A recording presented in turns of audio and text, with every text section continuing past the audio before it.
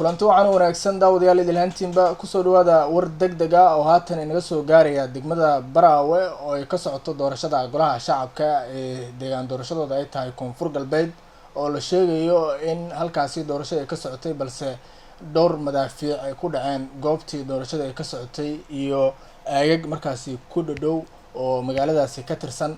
Axmed Cabdi Maxamed Axmed Toronto ayaa markaasi ila fadhiya. Axmed, maxaa ka soo kordhay wararkaas?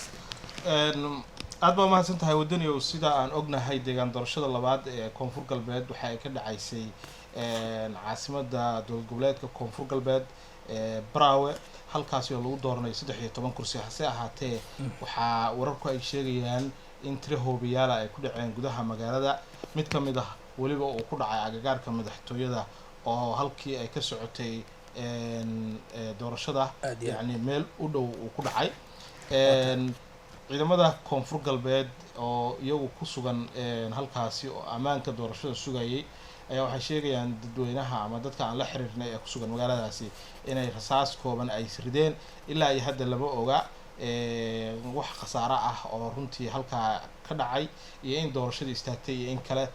wararkaasi weli ma ay soo bixin. hase ahaatee wararku waxay sheegayaan in 3 hoobiyaal lagu soo tuuray, ciidamaduna ay maaragtay bixeen oo hareeraha magaalada ay aadeen si ay uga hortagaan madaafiicdaasi la soo riday. waa tahay shalay ilaa daraad waxaa jiray warar kala duwan oo halkaasi ka soo baxaya oo sheegaya in ciidamo aad u xoogan lagu daadgurayay degmada Baraawe iyo deegaanada ku agdhow si ay arbush ku aadan arrimaha doorashada halka ka socota loo caqaladeynin. maxay ka dhigan tahay dabcan maanta doorasho halka ka socota sida wararka qaar ay sheegayaan ba Amsom baa xitaa joogta goobta oo dabcan si xoog ah amnigeeda u sugaysa. maxay u dhimi kartaa bay kula tahay weerarkan maanta lagu qaaday magaaladaasi ay doorashada ka socoto? Dhuniyo waa mahadsan tahay. waa run ciidamada amniga noocyadooda kala duwan haday tahay ciidamada militariga, booliiska iyo waliba ciidanka Amsom oo qayb ka ah sugidda amniga doorashada waa ay ku sugan yihiin magaalada Baraawe. hase ahaatee sida ognahay gobolka Shabeellaha Hoose ee magaaladaasi hadda ay ku taalo waxaan ognahay inay ku xoogan yihiin al-shabaab. taas darteed maaragtay inay suuragal u noqon karto inay maaragtay ay waxyaabo arbishaad ah ay sameyn karaan si ay isugu dayaan inay doorashada ay hor istaagi karaan oo kale. marka hase ahaatee waxaan la filayaa in ay caqabad weyn aysan keeni doonin oo ciidamada ammaanka sugaya ay isku ballaarin doonaan hareeraha magaalada iyo meelaha kale.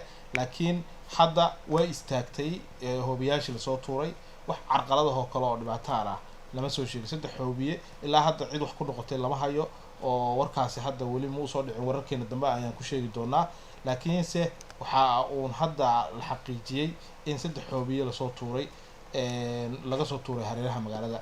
taas unba hadda warka rasmiga ah xogtiisa la hayay oo dhacaya dhowr hoobiyo oo loo maleynayo in banaanka magaalada laga soo tuurayo.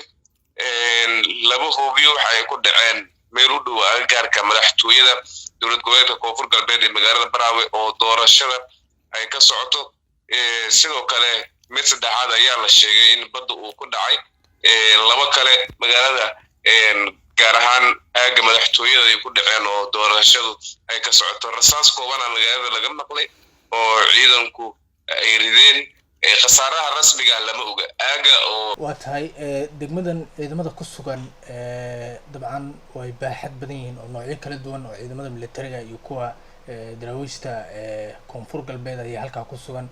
ciidamada halka jooga markii si loo eego guud ahaan qaabka ay hadda ku socoto doorashada iyo amnigeeda ma tahay ba isleedahay mid la isku sii haleyn karo oo waxaa jooga saraakiil aan iraahday wafuud kala duwan oo doorashadaas qayb ka ah ama sida u dhacayso marka indhaynayo oo kale dhaawac nooc u geysan kartaa bay kula tahay doorashada halka ka socota? waa goobtii ugu horeysay horta oo doorashada ka socoto doorashada golaha shacabka oo laga soo sheegay amni darro. hase ahaatee waxaa filayaa inay noqon kartay mid lagu talagali karayay marka la eego yacni sida ay ugu dhow yihiin qolada maaragtay hadda doorashada waxaa kaliya oo carqalad ku noqon karo marka laga yimaado beelaha dadka Waa kuraasta iska leh oo iyagu qudhooda beelo hubaysana jira oo iyagu qudhooda dee qorye iyo ciidamo laga yaabo inay leeyihiin oo maleeshiyaad leeyihiin ka gadoodsan dabcan laakiinse kuraasta waan kala qaar ogaan doonaa inay dee maleeshiyaad gadooday oo noocaasi inay yihiin iyo inay yihiin dee awalba al-shabaab oo dowladda iyadu dee la dagaalamaysay ama doorasho ha ahaato ama yaysan ahaanina isku dayi karta inay mar walba ay joojiso ama maaragtay ay ka carqaladayso arrimaha doorashada marka taas way soo kala bixi doontaa ilaa iyo hadda ma cadda al-shabaabna dee kolley waxay sheegatay oo hadda ay mas-uuliyadda sheegatay lama oga laakiinse waxaa loo badinayaa inay maaragtay ka imaan karaan dhinaca al-shabaab marka hase ahaatee ma aaminsani kolley anigu aragti ahaan in ay hor istaagi doonto doorashada 13 kursi ee Bravo taala waa tahay wagaag daawadayaal inta ayaan kusoo afmeeraynaa barnaamijkeenii ama warkii degdeg ahaa oo markaa aan ku eegeynay xaaladii kasoo korortay degmada Bravo oo dabcan dhowr hoobiye lagu riday goob markaa ay ka socoto doorashada oo ah markaa xarunta madaxtooyada markaa degmada Bravo wali wax khasaare ah lama soo sheegin hoobiyaashana way istaageen oo ciidamada ammaankana sida la sheegay waxay wadaan baaritaano kala duwan iyo halka ay kasoo dhaceen hoobiyaashaasi cidda ka dambeysay wararkaas iyo warar kale markaa nagu soo kordha waxaad markaa kala socon doontaan janalkeena nuxurka dhacdooyinka iyo barnaamijyadeena dambe